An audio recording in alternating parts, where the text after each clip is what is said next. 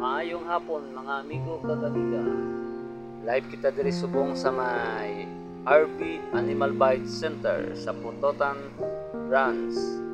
Located lang po ini siya sa 5-star building beside HealthLink. Makita ginaton ni sa kay in front lang gid ni sang Iloilo Provincial Hospital diri sa may Barangay Rombang, Putotan, Iloilo. RB Animal Bite Center open clinics hours Monday to Friday 8 a.m. sang agahon until 5 p.m. sa hapon.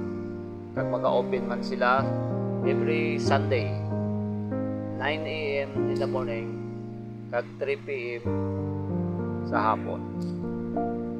Pwede nyo man makontak sila sa number na 093-173-48173 or 0915-3841-955.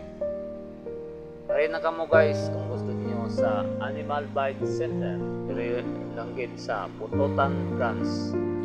Kanami kag katahon sa area kag madali gid kamo ma-asikaso sa maayo.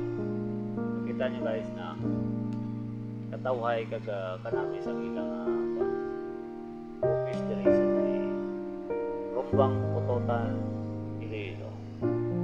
Madali lang gid ni siya makita naton guys kaysa ikad lang sa kalsada makita na naton sa atubang lang gid ni siya sang Iloilo Provincial Hospital. Kung halin ka sa Iloilo, pakanto ka sa Putotan, hindi ka makaabot sa Banwas ang Putotan. Ara lang din sa atubang kang Iloilo Provincial Hospital. Thank you guys sa mga nag-follow and share.